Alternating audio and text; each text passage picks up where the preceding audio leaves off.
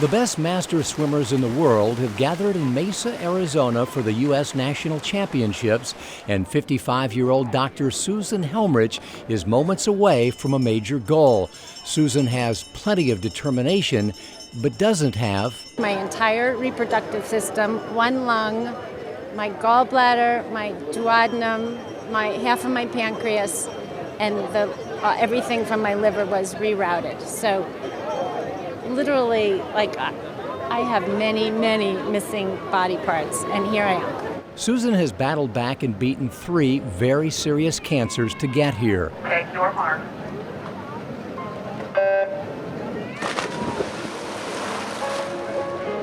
Battles that began decades ago. Susan grew up in competitive swimming. In the late 70s, she was captain of the Syracuse University team. After graduating, Susan was diagnosed with a rare vaginal cancer, a hallmark of DES exposure in the womb. DES was the first synthetic form of estrogen and thought to prevent miscarriages. It was approved by the FDA without controlled studies and beginning in the late 40s prescribed to 10 million women worldwide, including Susan's mother. By the mid-50s, research revealed that DES didn't work and was potentially toxic and carcinogenic.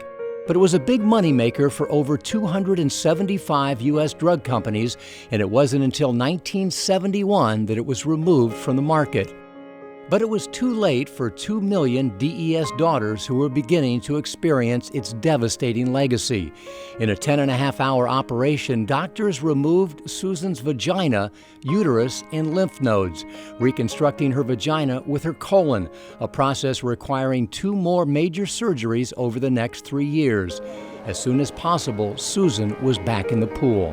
Swimming and training and goal setting and surviving really is what it's all about. And without swimming, I don't think I would have survived. I really don't. Cancer-free for 2 decades, Susan earned her master's from Harvard and her PhD in epidemiology from Cal Berkeley. She became an advocate for other DES daughters, got married, raised a family, and continued to swim. But in 1999, she was diagnosed with lung cancer, even though she never smoked a single cigarette. Doctors removed nearly her entire left lung, and once again, she got back into the pool in an effort to recapture her life. 10 years later, in 2009, Susan was diagnosed with a rare form of pancreatic cancer. This photo was taken the morning of her surgery, a final swim with her daughter and husband.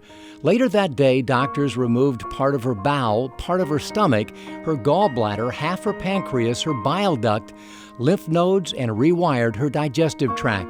You can't imagine that your body can function without all these body parts. You know, a duodenum. Before it was taken out, I was like, I thought you needed a duodenum. Why do you have it?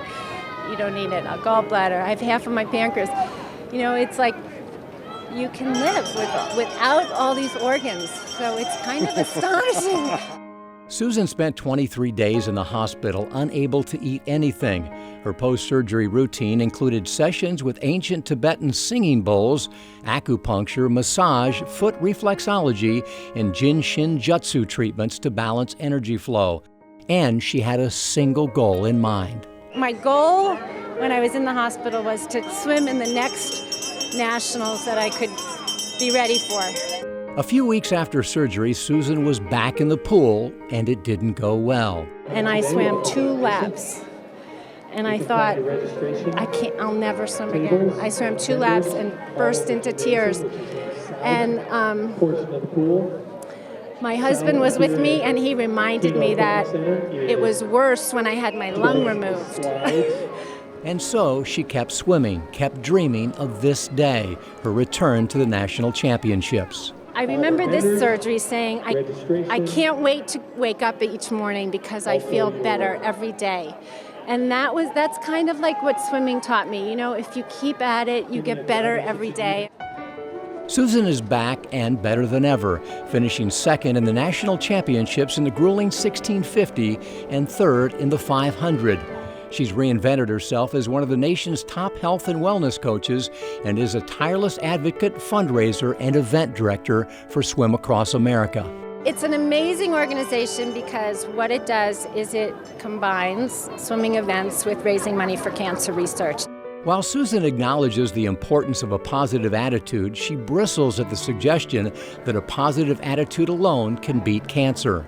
There is a lot of luck involved with cancer. I mean, I could have easily been one of the ones that didn't make it, and I have a lot of friends and wonderful, positive people who have not made it. Beyond the cells and the tumors that you just can't do anything about, I think that having a positive attitude really helps. And I have never, not one day, I don't think, I've been depressed. I'm just not a depressed person.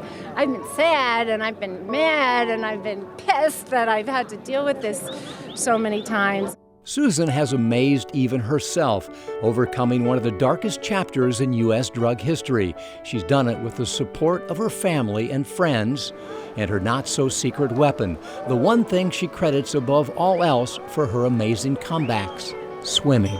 What's the moral of your story? What do you say to people out there? Don't stop swimming. I mean, it has saved my life literally 3 times.